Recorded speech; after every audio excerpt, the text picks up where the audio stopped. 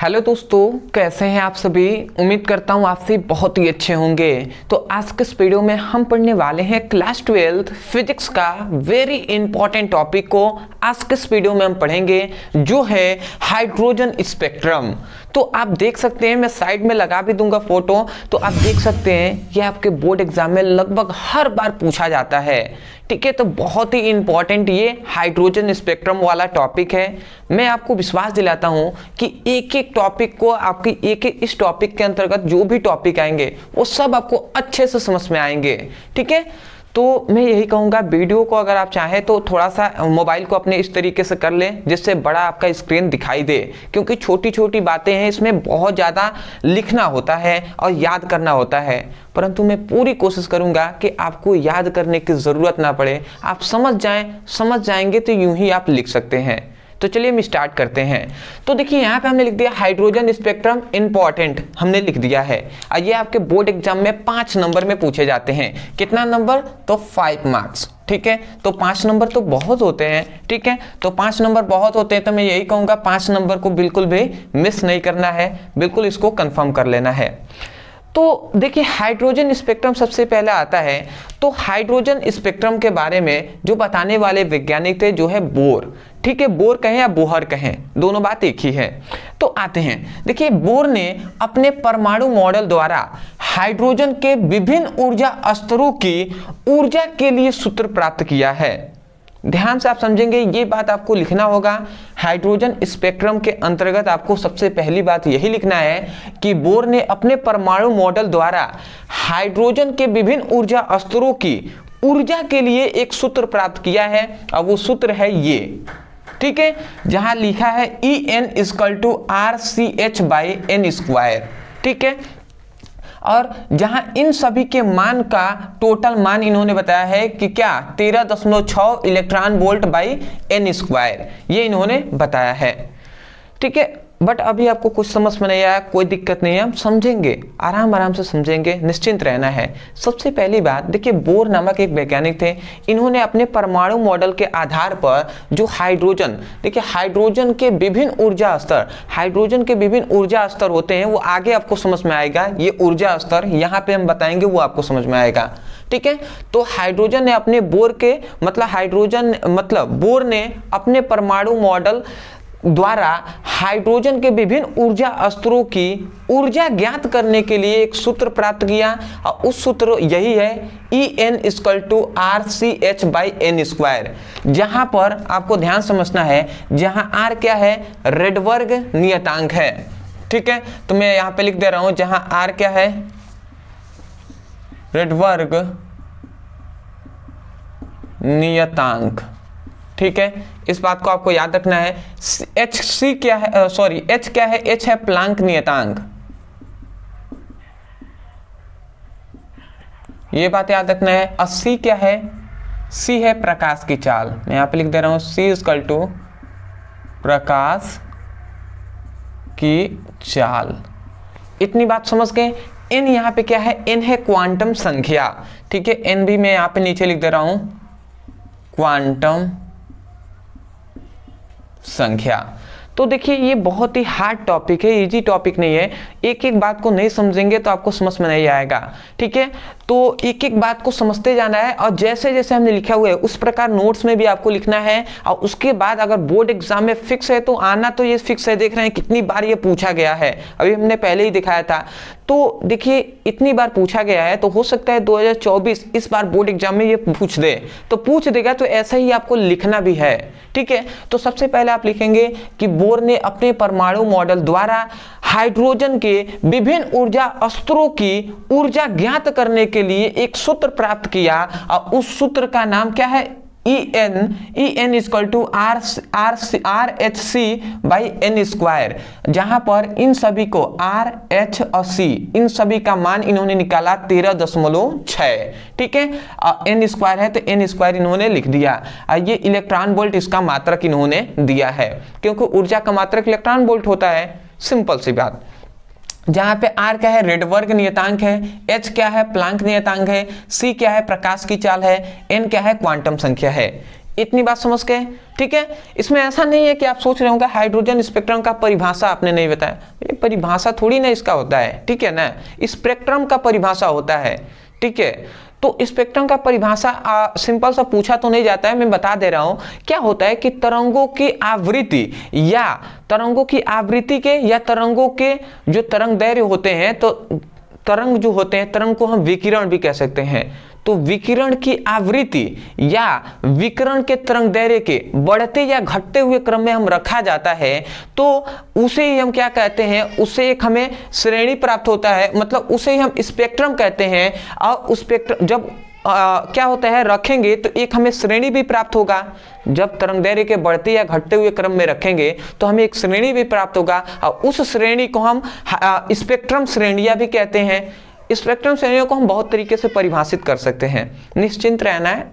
इतना तो समझ गए ना, यहां से यहां तक तो समझ गए। उसके बाद फिर से आपको लिखना है यहां से यहां तक की बात को। देखिए इस बात को मैं समझा रहा हूं, फिगर पर भी ध्यान नहीं देना है, सब समझ में आएगा, ठीक है। देखिए यहाँ पे अब इसके बाद नीचे आपको लिखना है कि देखिए जो हाइड्रोजन, ये हाइड्रोजन स्पेक्ट्रम है, हाइड्रोजन के बारे में बताया गया है। तो देखिए जब हाइड्रोजन परमाणु, जब हाइड्रोजन एक परमाणु है, हाइड्रोजन का परमाणु, तो जब हाइड्रोजन परमाणु को बाहर से कोई ऊर्जा मिलती है, तो जब हाइड्रोजन परमाणु को बाहर से कोई ऊर्जा मिलती है तो हाइड्रोजन परमाणु में जो उपस्थित इलेक्ट्रॉन होते हैं वो उत्तेजित अवस्था में आ जाते हैं, ठीक है। और उत्तेजित अवस्था में आने के कारण वो अपनी कक्षा को छोड़कर दूसरी कक्षा में चले जाते हैं, परंतु कुछ मतलब थोड़ी ही समय के बाद, थोड़ी ही समय का मतलब 10⁻⁸ सेकेंड, मतलब थोड़ी सेकेंड का मतलब 10⁻⁸ सेकेंड के बाद, ठीक है, 10⁻⁸ सेकेंड के बाद फिर से वो अपनी कक्षा में पुनः आ जाते हैं। समझ में आया हमने क्या बताया?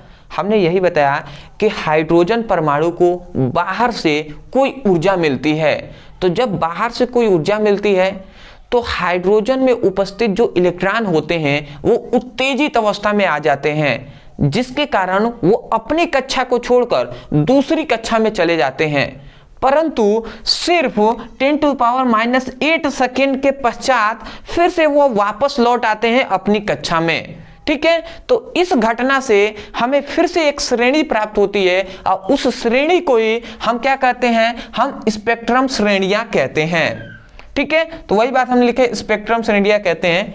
अब हम इसको पढ़ लेते हैं एक बार। देखिए वही बात हमने लिखा है कि जब हाइड्रोजन परमाणु को बाहर से कोई ऊर्जा मिलती है तो उसके इलेक्ट्रॉन उत्तेजित हो जाते हैं और इलेक्ट्रॉन अपनी कक्षा को छोड़कर दूसरी कक्षा में प्रवेश करते हैं, परंतु 10⁻⁸ सेकेंड पश्चात फिर से वो अपनी कक्षा में लौट आते हैं। इस घटना को एक श्रेणी, मतलब इस घटना से एक श्रेणी प्राप्त होती है जिसे हम स्पेक्ट्रम श्रेणियां कहते हैं।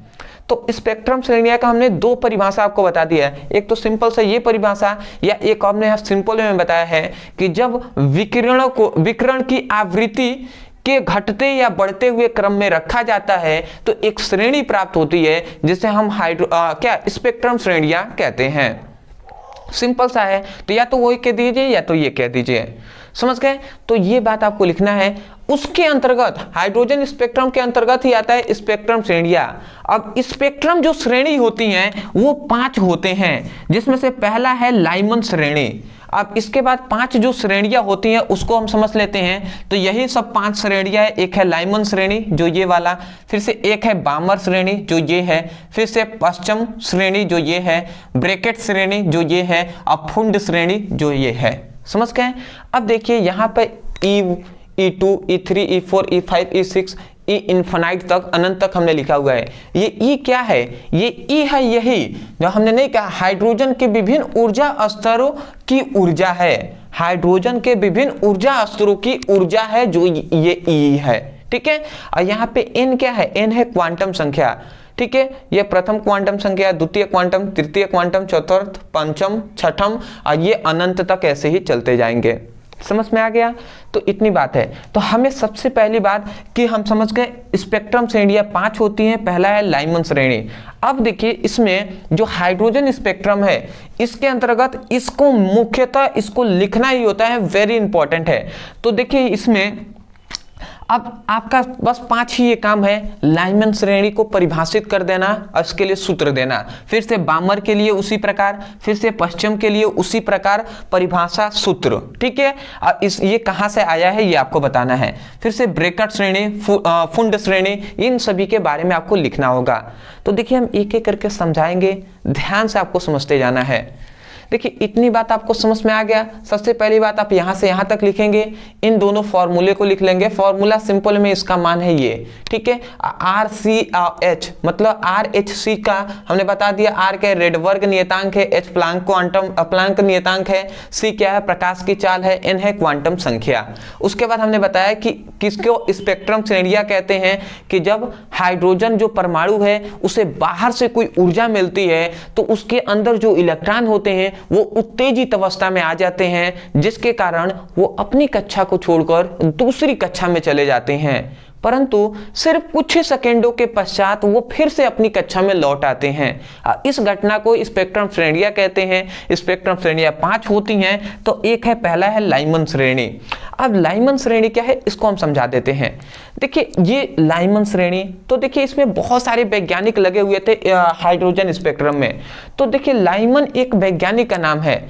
तो लाइमन श्रेणी, तो फिर से बामर श्रेणी, तो बामर एक वैज्ञानिक का नाम है।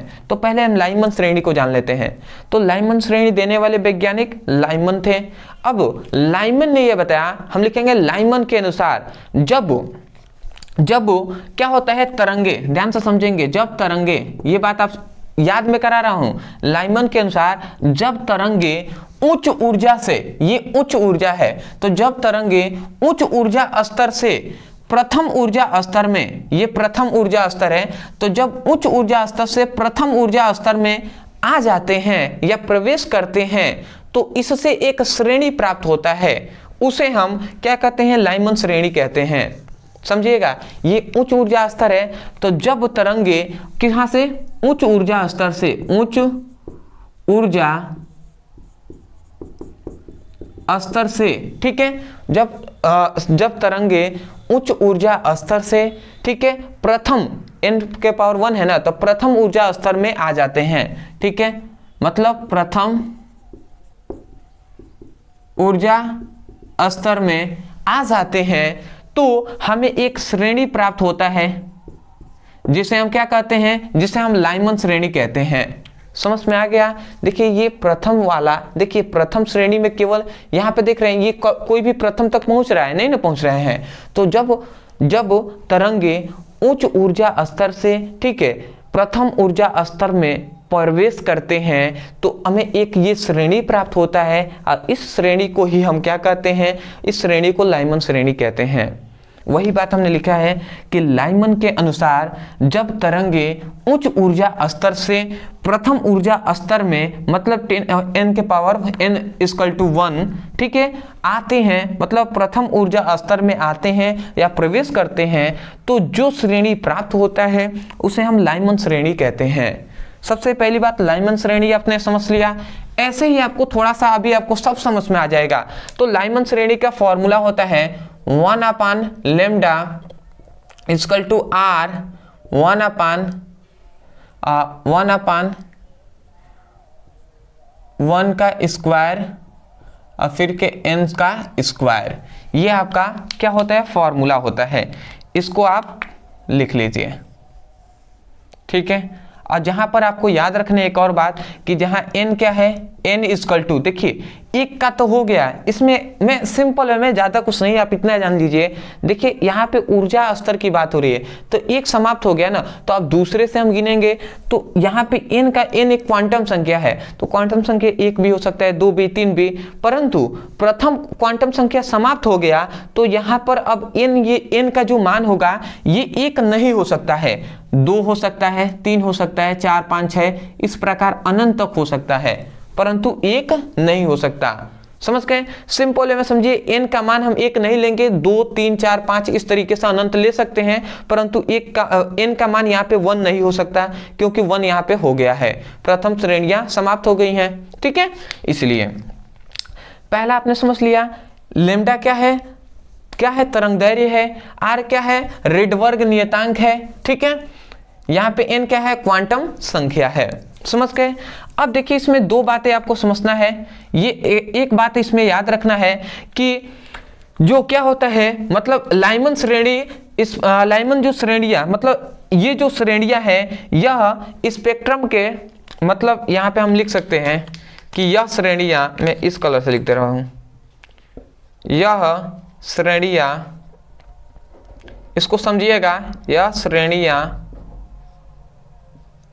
स्पेक्ट्रम, यह श्रेणियां स्पेक्ट्रम के परावैगनी भाग में पाई जाती हैं। ठीक है, यह बात आपने समझ लिया कि यह श्रेणियां, यह मतलब लाइमन जो श्रेणियां होती हैं वो स्पेक्ट्रम, जो स्पेक्ट्रम होता है, स्पेक्ट्रम के परावैगनी भाग में पाई जाती हैं। ठीक है, ये आपको बताना है कि मतलब लाइमन श्रेणी स्पेक्ट्रम जो होता है तो स्पेक्ट्रम के परावैगनी भाग में पाई जाती हैं। ये इंपॉर्टेंट है, इसको आपको बिल्कुल भी इसको नहीं छोड़ना है। ठीक है, ये आपको लिखना ही है, अनिवार्य है आपका लिखना कि मतलब लाइमन श्रेणी स्पेक्ट्रम के परावैगनी भाग में पाई जाते हैं। ठीक है, इस पर ऑब्जेक्टिव क्वेश्चन भी पूछा जा सकता है। समझ गए? इतना लिखना है। दूसरा आता है, दूसरा क्या है? बामर श्रेणी। बामर श्रेणी, या आप समझ लेते हैं बामर श्रेणी या किसे कहते हैं। मैं शॉर्ट में लिखूंगा, क्या आप समझ जाएंगे? देखिए, सब कुछ ऐसा ही है। बामर श्रेणियां मैं समझा दे रहा हूं। बामर श्रेणियां में आप कहेंगे कि बामर के अनुसार तरंगे उच्च ऊर्जा स्तर से द्वितीय ऊर्जा स्तर में प्रवेश करते हैं तो एक हमें श्रेणी प्राप्त होता है जिसे हम क्या कहते हैं? बामर श्रेणियां कहते हैं। समझ गए? मतलब आप क्या कहेंगे? बामर के अनुसार। ठीक है, देखिए यहां पर जैसे हमने लाइमन के अनुसार जब तरंगे उच्च ऊर्जा स्तर से, वैसे ही आपको यहां पे लिखना है बामर के अनुसार जब तरंगे उच्च ऊर्जा स्तर से, प्रथम यहां पे लिखे है ना, तो यहां पे आप लिखेंगे बामर में द्वितीय ऊर्जा स्तर में, मतलब n=2 आते हैं, मतलब प्रवेश करते हैं, तो एक श्रेणी प्राप्त होता है जिसे बामर श्रेणियां कहते हैं। मैं लिख दूं, एक बार और सुनिए। आप कहेंगे सिंपल वे में कि बामर के अनुसार जब तरंगे उच्च ऊर्जा स्तर से द्वितीय ऊर्जा स्तर में प्रवेश करते हैं तो एक श्रेणी प्राप्त होता है जिसे हम बामर श्रेणी कहते हैं। देखिए, जगह नहीं है इसलिए मैं थोड़ा सा शॉर्ट में ही लिखूंगा। चलिए मैं पूरा लिख देता हूं, बट मैं आशा करता हूं कि इसके बाद जो और होंगे उसको मैं बोल दूंगा तो आप लिख लेंगे। ठीक है, तो आप यही लिखेंगे, बामर के अनुसार जब तरंगे उच्च ऊर्जा स्तर से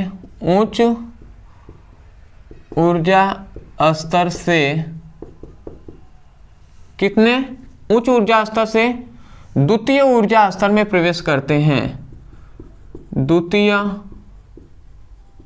ऊर्जा स्तर में प्रवेश करते हैं तो एक श्रेणी प्राप्त होता है, एक श्रेणी, ये थोड़ा सा मिस्टेक हो गया, हाँ, श्रेणी प्राप्त होता है जिसे क्या कहते हैं? बामर श्रेणी कहते हैं।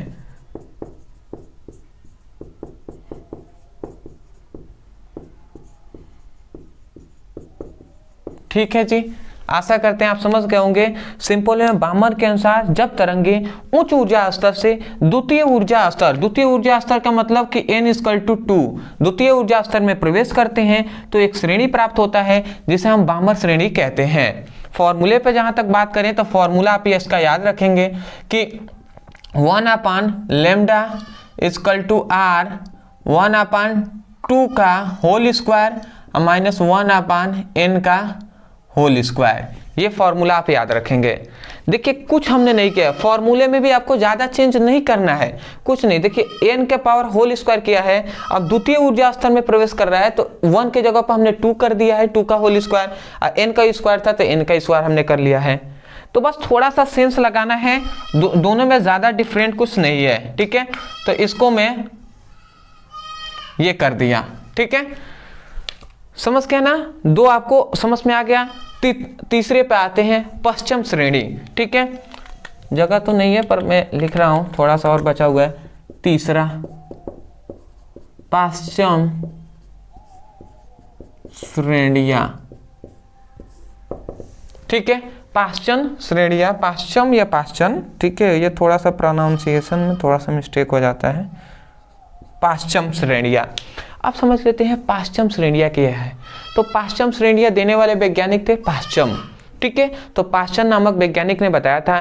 तो हम लिखेंगे पाश्चन के अनुसार जब तरंगे उच्च ऊर्जा स्तर से तृतीय, ठीक है, तृतीय ऊर्जा स्तर में प्रवेश करते हैं तो हमें एक श्रेणी प्राप्त होता है जिसे हम पश्चिम श्रेणी कहते हैं।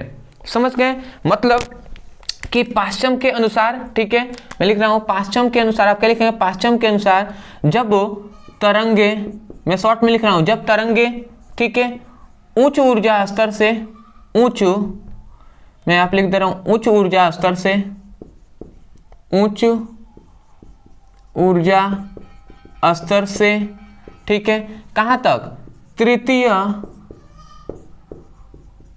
ऊर्जा स्तर में, ठीक है, मतलब n के पावर 3 ऊर्जा स्तर में प्रवेश करते हैं तो उन्हें एक श्रेणी प्राप्त होता है और उस श्रेणी को ही हम क्या कहते हैं, उस श्रेणी को पश्चिम श्रेणी कहते हैं। उस श्रेणी को पश्चिम श्रेणियां कहते हैं।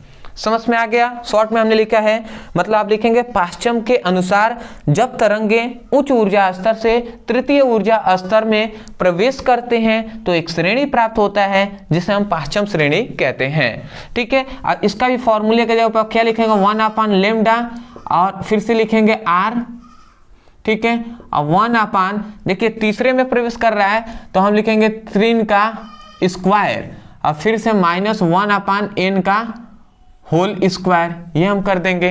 समझ में आ रहा है। तो जहां पर तीसरे में प्रवेश करेगा तो 3 का होल स्क्वायर कर देंगे।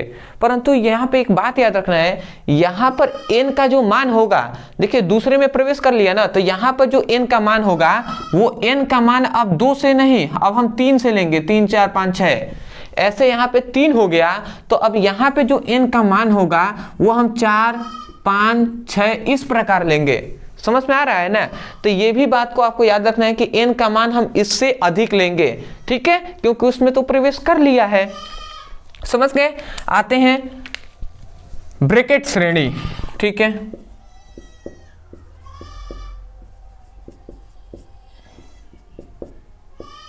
श्रेणियां।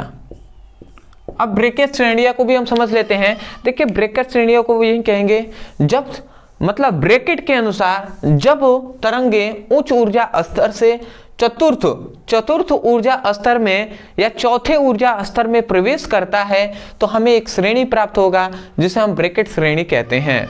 लिख दूं, ठीक है। तो आप ये लिखेंगे, मैं इस कलर से आज ब्लैक से ही फिर से लिख दे रहा हूं, जब तरंगे, ठीक है, जब तरंगे उच्च ऊर्जा स्तर से, ठीक है, चौथे ऊर्जा स्तर में प्रवेश करता है, मतलब n के पावर 4 में प्रवेश करता है तो एक श्रेणी प्राप्त होता है और उस श्रेणी को हम क्या कहते हैं, ब्रैकेट श्रेणी कहते हैं। ब्रैकेट श्रेणी या कहते हैं, ठीक है, ब्रैकेट श्रेणियां कहते हैं। और इसका फॉर्मूला आप क्या करेंगे, मैं देखिए कुछ नहीं, ये आप नोट्स कर लिए हैं। अब चौथे के लिए आप कुछ नहीं करेंगे, केवल यहाँ पे 3 के जगह पर 4 कर देंगे। समझ गए। अब इसके लिए अब n का यहाँ पे जो मान होगा वो 5 से अब लिया जाएगा। समझ रहे हैं, जगह नहीं है इसलिए मैं मिटका कर लिख दिया, समझ रहे हैं। तो नोट्स में आप लिखते हुए चलेंगे। देखिए हम इतना आपके लिए मेहनत कर रहे हैं तो कुछ मेहनत आप भी कीजिए, नोट्स में लिखते हुए चलिए, ठीक है। अदरवाइज आपको तो पता होगा ना, नोट्स के लिए मैं हमेशा कहता हूं कि नोट्स बनाते हुए चलिए, ठीक है। मैंने तो आपको बताया है कि ओनली, अगर आपके पास समय नहीं है तो ओनली आपको 99 रुपए में पूरे फिजिक्स का हम नोट्स आपको दे रहे हैं, ठीक है। तो आप लेना चाहते हैं तो नंबर पे मैसेज करके, व्हाट्सएप पे आप मैसेज करेंगे और उनसे कहेंगे तो वो आपको वहां पर आपको पीडीएफ नोट्स आपको दे देंगे। पूरे फिजिक्स के ऑल चैप्टर का नोट्स मिलेगा, जितने भी आपके फिजिक्स के चैप्टर हैं उन सभी का मिल जाएगा, ठीक है। तो आप वहां से जाकर अपनी पढ़ाई कर सकते हैं। तो नोट्स अगर लेना चाहे तो आप ले सकते हैं, अदरवाइज मैं तो पूरा अच्छे से लिखवाता हूं कि कोई स्टूडेंट जो बहुत गरीब है, जो सोच रहा है कि सर मेरे पास पैसे नहीं है, तो वो तो अगर चाहे तो सुनकर समझ कर लिख ले। मैं तो छोटी छोटी बातों को तो आपको बताता हूं, फिर से नोट्स कैसे बनाया जाता है वो भी हम आपको बताते हैं। तो मुझे लगता है बेटर है, यदि आप गरीब हैं तो कोई बात नहीं, 99 रुपये आपको बहुत अधिक लग रहा है तो कोई दिक्कत नहीं है, इससे अधिक तो बहुत जगह है, बट मैं कहूँगा नहीं है, कोई दिक्कत नहीं है। मैं समझ सकता हूँ शायद आपके पास नहीं होगा, बट कम से कम आप मेहनत कीजिए। आप नहीं मेहनत करेंगे, आप अपनी परेशानी को नहीं समझेंगे तो कौन समझेगा, ठीक है। तो पढ़ाई कीजिए। मैं चौथा के बाद पांचवा है और है फुंड श्रेणी, तो मैं पांचवा यहाँ पे लिख दे रहा हूँ, फुंड श्रेणियाँ, ठीक है। देखिए मैं थोड़ा सा साइड में एक बार देख लूं कि ये सब दिखाई दे रहा है ना, ठीक है।